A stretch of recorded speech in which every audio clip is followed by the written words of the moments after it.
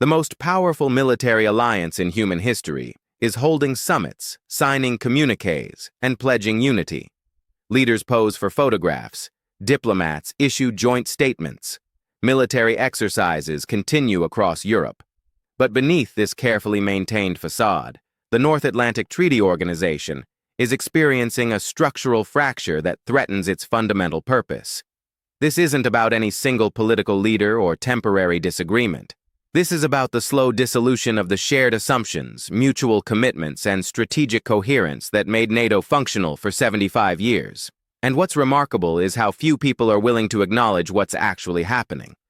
To understand this fracturing, we need to revisit what NATO actually is, not the mythology taught in political science classes, but the practical reality of how the alliance has operated since 1949. NATO was never primarily a military organization. It was a political compact built on three foundational pillars: shared threat perception, credible mutual defense commitments, and American leadership accepted by European partners. Remove any of these pillars, and the entire structure becomes unstable. The shared threat was obvious. The Soviet Union and Warsaw Pact represented an existential danger to Western European democracies. The mutual defense commitment was enshrined in Article 5. An attack on one member would be treated as an attack on all, and American leadership was accepted because the United States provided both the military capability and security guarantee that made European defense viable. For decades, this arrangement worked. The Soviet threat remained real and present. The United States maintained massive military forces in Europe. European nations, while sometimes disagreeing on tactics, fundamentally aligned on strategic objectives. The alliance deterred Soviet expansion, managed the Cold War confrontation, and ultimately outlasted the communist system it was designed to contain. When the Soviet Union collapsed in 1991, many analysts expected NATO would dissolve. Its primary purpose had been achieved. But instead, the alliance expanded, adding former Warsaw Pact members and even former Soviet republics. By 2024, NATO had grown from 12 founding members to 32 nations. This expansion was controversial from the start. Critics, including prominent American diplomats and strategic thinkers, warned that extending NATO membership to nations on Russia's border would be perceived as threatening in Moscow and could provoke exactly the kind of confrontation the alliance should prevent. Supporters argued that these nations had every right to choose their own security arrangements and that NATO expansion would stabilize post-Soviet Europe. Whatever the merits of that debate, expansion changed NATO's fundamental character. The alliance was no longer primarily defending established Western European democracies against Soviet threat. It was now a sprawling confederation of nations with vastly different threat perceptions, military capabilities, and political priorities. Poland and the Baltic states view Russia as an existential threat, requiring permanent military vigilance. Turkey focuses on regional power projection in the Middle East and Mediterranean. France seeks European strategic autonomy, reducing dependence on American power. Germany prioritizes economic relationships and diplomatic engagement. Hungary pursues increasingly authoritarian domestic policies while maintaining nominal alliance membership. These diverging priorities might be manageable if the alliance retained strong institutional mechanisms for resolving differences. But NATO's consensus decision-making structure means that any single member can effectively veto alliance action. This gives disproportionate power to outlier nations whose interests diverge from the majority. Turkey's role in NATO demonstrates the alliance's structural vulnerabilities in ways that should concern anyone serious about European security. Turkey joined NATO in 1952 during the early Cold War period when its geographic position controlling the straits between the Black Sea and Mediterranean made it strategically vital. For decades, Turkey functioned as NATO's southeastern anchor, hosting American military bases and contributing substantial forces to alliance operations. But Turkey's relationship with NATO has become increasingly problematic over the past 15 years. Under President Recep Tayyip Erdogan, Turkey has pursued foreign policies that directly conflict with alliance interests and has leveraged its NATO membership to extract concessions from other members. In 2019, Turkey purchased the S-400 air defense system from Russia, despite NATO objections and offers of alternative systems. This wasn't merely a procurement decision. It represented a deliberate choice to deepen military technical cooperation with the alliance's primary adversary. The S-400 system integrates into Russian command structures and potentially compromises NATO military communications. The United States responded by removing Turkey from the F-35 fighter program, acknowledging that operating advanced American aircraft alongside Russian air defense systems creates unacceptable security risks. But Turkey remained in NATO with full access to alliance planning and intelligence. Turkey's intervention in Syria further complicated alliance relationships. Turkish military operations targeted Kurdish forces that the United States had armed and supported in the fight against ISIS. American special forces found themselves caught between a NATO ally attacking fighters they had trained. The absurdity of the situation, two NATO members effectively in conflict with each other through proxies, revealed how hollow the alliance's unity had become. Turkey has used its NATO membership as leverage in unrelated disputes.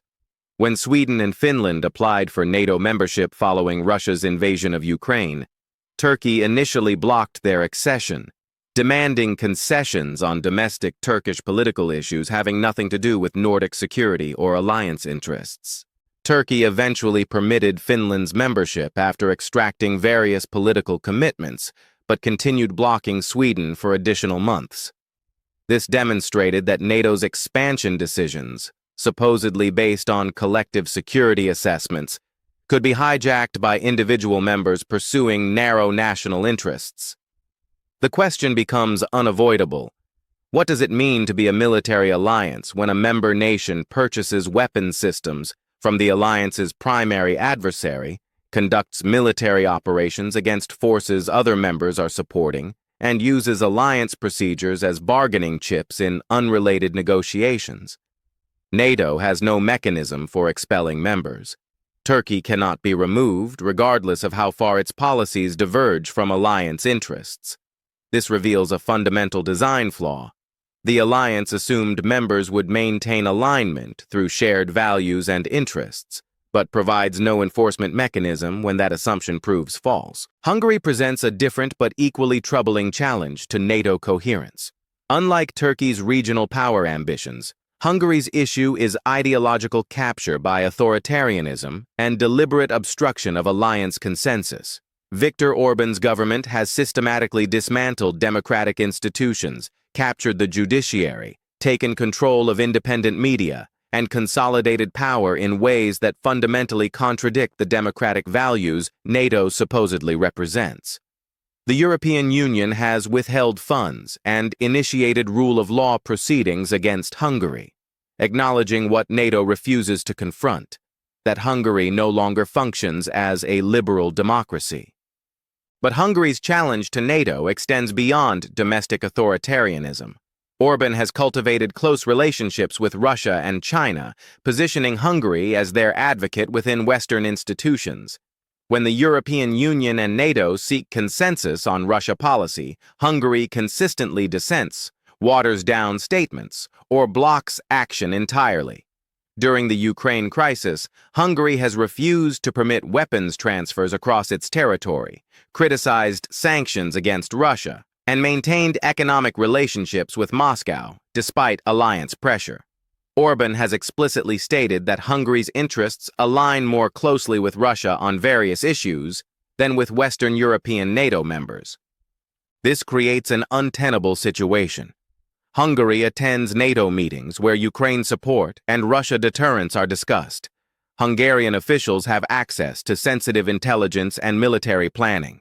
Yet Hungary's government publicly opposes the policies being formulated and maintains close ties with the adversary those policies target. The practical effect is that NATO cannot trust its own member state. Sensitive information cannot be shared with Hungary without assuming it might reach Russia. Military planning must account for potential Hungarian non-cooperation or obstruction. Alliance consensus becomes impossible when a member state views blocking Western policy as advancing its national interests. Again, NATO has no solution. Hungary cannot be expelled. Its veto power remains intact. The alliance must either accept that one member will systematically undermine its purposes or abandon the consensus model that has been central to NATO's identity. Germany's position within NATO reveals a more subtle but perhaps more consequential fracture, the gap between what alliance members claim to prioritize and what their actual policies reveal. For decades after reunification, Germany pursued what it called a peace dividend, reducing military spending to barely 1% of GDP, while other NATO members maintained higher levels. This was often justified by Germany's unique historical relationship with militarism and the perceived low probability of major European conflict. But Germany's low defense spending had other motivations less often discussed publicly. Maintaining a smaller military freed resources for social programs and industrial subsidies. More importantly, it enabled Germany to position itself as a primarily economic rather than military power, pursuing commercial relationships that would have been complicated by substantial military capability. Germany's approach to Russia exemplifies this dynamic. While nominally supporting NATO's Russia policy, Germany simultaneously pursued the Nord Stream 2 pipeline project that would increase European energy dependence on Russia. German political and business leaders argued that economic interdependence would moderate Russian behavior and create mutual interests preventing conflict. This logic was not naive, it was deliberate. Germany's export-oriented economy benefited enormously from Russian energy imports and access to Russian markets. German companies invested heavily in Russia. German banks financed Russian projects. The economic relationship was worth hundreds of billions of euros and supported significant German employment. When Russia invaded Ukraine in 2022, Germany faced a stark choice. The premise underlying German-Russia policy, that economic integration would prevent military confrontation, had been definitively disproven. But the economic relationships and dependencies remained. Germany's response has been rhetorically strong but operationally ambiguous. Chancellor Olaf Scholz announced a Zeitenwende, a historic turning point, and committed to increasing defense spending to NATO's 2% of GDP target. Germany pledged military support for Ukraine and accepted economic costs from reduced Russian trade. But implementation has been slow and inconsistent. Defense spending increases have been partially achieved through accounting adjustments rather than real capability growth. Military aid to Ukraine has been substantial, but often delayed and heavily qualified, and German officials continue seeking paths to restore economic relationships with Russia once the Ukraine situation is somehow resolved. The fundamental issue is that Germany's actual national interests, as revealed by decades of policy rather than recent rhetoric, prioritize economic prosperity over military capability and commercial relationships over alliance solidarity. Germany benefits from NATO security guarantees while preferring not to bear proportional costs or risks. This creates tension throughout the alliance. Eastern European members facing direct Russian threat resent Germany's hesitancy and its history of accommodating Moscow. The United States questions whether Germany's commitment to collective defense is genuine or merely rhetorical, and Germany itself appears divided, with significant portions of its political class and public still preferring the pre-2022 approach, emphasizing economic engagement over military deterrence. NATO cannot function if its largest European economy treats alliance commitments as aspirational rather than binding, or if major members structure their national policies around avoiding rather than preparing for the conflicts the alliance supposedly exists to deter. The United States' relationship with NATO has been the alliance's foundation since 1949. American military power, security guarantees, and leadership provided the structure enabling European defense, but American commitment to this role has become increasingly uncertain across multiple administrations and political factions. This uncertainty predates recent political developments. Already during the Obama administration, American officials criticized free-riding European allies, failing to meet defense spending commitments. The phrase "leading from behind" captured American ambivalence about bearing disproportionate costs for European security when European nations themselves seemed unwilling to prioritize defense. These tensions accelerated dramatically. During the Trump administration, NATO's future became an open question. American officials explicitly questioned whether the United States would honor Article 5 commitments, suggesting that defense of allies might be conditional on their meeting spending targets. The president reportedly discussed withdrawing from NATO entirely. European leaders treated this as aberrational, a temporary deviation that would be corrected when American politics returned to normal. But this interpretation misreads American political dynamics. Skepticism about alliance commitments exists across the political spectrum, motivated by different concerns but reaching similar conclusions. Progressive Democrats question why the United States maintains massive military deployments defending wealthy European nations capable of providing their own security. They argue that resources spent on European defense could address domestic priorities like healthcare, infrastructure, and education. Why should American taxpayers subsidize German social programs by providing security Germany could afford but chooses not to purchase? Conservative Republicans reach similar conclusions through different logic. They view European nations as unreliable partners whose policies on trade, regulation, and international relations often oppose American interests. If European allies won't support American priorities, why should America guarantee their security? This bipartisan skepticism means NATO cannot depend on any single election restoring unconditional American commitment. The question is no longer whether a particular administration supports NATO, but whether the American political system will sustain support for expensive security commitments to allies perceived as unwilling to defend themselves or support American interests. The practical implications are profound. If European nations cannot confidently assume American security guarantees will remain credible, they face a choice: dramatically increase their own military capabilities or accept increased vulnerability. But both options are economically and politically difficult. Building military forces capable of deterring Russia without American support would require European defense spending to roughly double, redirecting hundreds of billions of euros from other priorities. This is politically toxic in societies that have designed their social models around lower defense spending and have populations skeptical of increased militarism. Accepting increased vulnerability is equally problematic, particularly for Eastern European members genuinely threatened by Russian aggression. Poland and the Baltic states joined NATO specifically to secure American protection. If that protection becomes uncertain, their national security calculations change fundamentally. Beyond specific problem members or uncertain American commitment, NATO faces a more fundamental challenge. The alliance lacks a coherent strategic purpose that commands consensus among its members. During the Cold War, NATO's purpose was obvious: deter Soviet aggression against Western Europe and defend member territory if deterrence failed. Strategy flowed clearly from this purpose: maintain sufficient military forces in Europe to make Soviet attack prohibitively costly, integrate national forces into a unified command structure, and demonstrate political will to fight if necessary. Today, NATO's strategic purpose is unclear.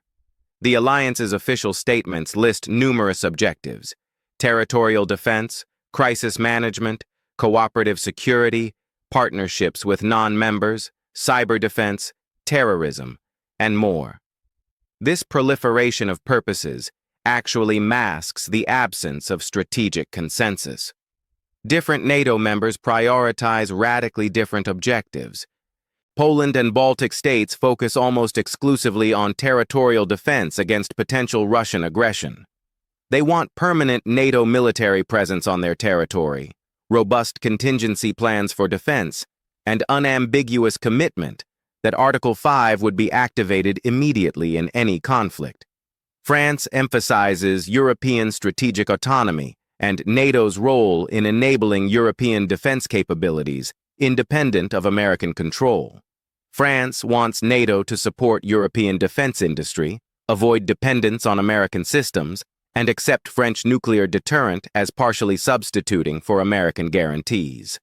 Turkey views NATO primarily as a platform for Turkish regional influence and a constraint on Kurdish autonomy. Turkey wants NATO support for its regional ambitions, while refusing to align its policies with alliance interests when they conflict. The United States increasingly sees NATO as a burden rather than an asset, questioning why American taxpayers should fund European defense when European nations underspend on military capabilities while criticizing American foreign policy. Germany wants NATO to provide security guarantees, enabling Germany to prioritize economic growth and commercial relationships without bearing proportional defense costs or confronting the reality that some of its commercial partners pose security threats to alliance members. These diverging priorities might be reconcilable if members trusted each other's commitment to shared defense. But that trust has eroded. Eastern European members doubt that Western European nations would actually defend them in crisis.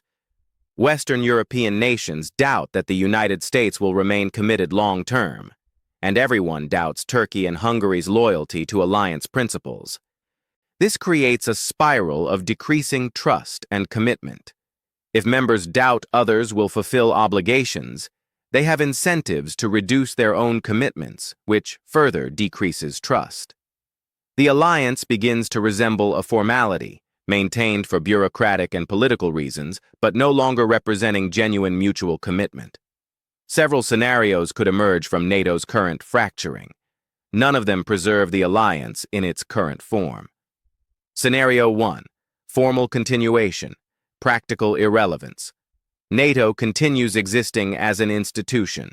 Summits occur, statements are issued, bureaucrats meet in Brussels, but the alliance becomes ceremonial rather than operational.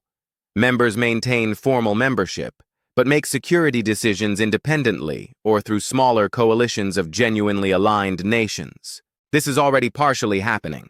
Defense cooperation increasingly occurs through bilateral arrangements or small groups outside NATO structures. When serious security decisions must be made, they occur through ad hoc coalitions rather than alliance consensus. Scenario 2. Split into tiers. NATO formally recognizes different levels of commitment and capability. Core members, likely Poland, Baltic states, UK, and Nordic nations, maintain genuine collective defense arrangements with permanent military integration. Peripheral members maintain nominal affiliation but don't participate in core military operations.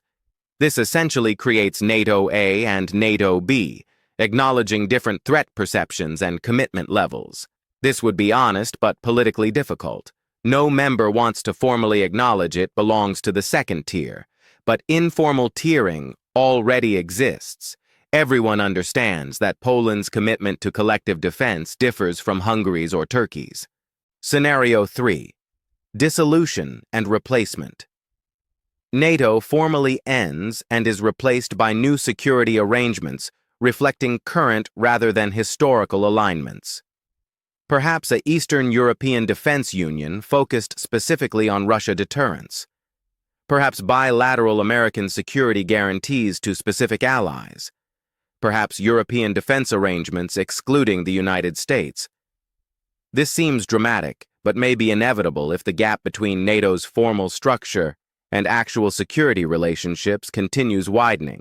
At some point, maintaining the fiction becomes more costly than acknowledging reality and creating new institutions matching actual commitments. Scenario 4. Crisis-driven reformation. A major security crisis, perhaps Russian aggression beyond Ukraine, perhaps Chinese action against Taiwan that splits NATO members, forces fundamental choices. Members either recommit to genuine collective defense with enforcement mechanisms, or the alliance collapses when members refuse to honor commitments.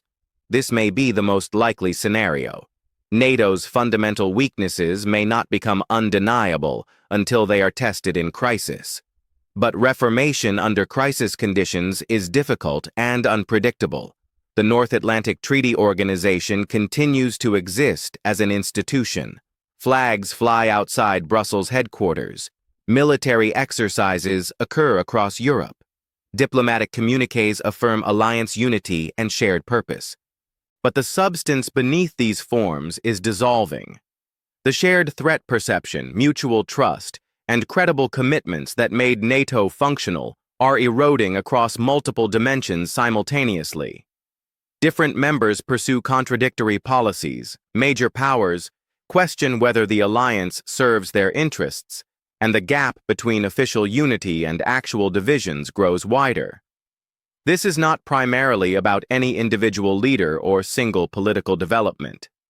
This is structural fracturing driven by diverging interests, absent enforcement mechanisms, and the reality that international institutions cannot compel commitment when fundamental incentives pull in different directions. What emerges from this fracturing remains uncertain, but the alliance that has structured European security for 75 years is quietly transforming into something fundamentally different. Whether that transformation produces effective alternatives or simply leaves a vacuum is the question that will define European security for decades to come. The summits will continue, the statements will affirm unity, but those paying attention can see the structure cracking beneath the surface. And cracks, once they begin, are very difficult to stop.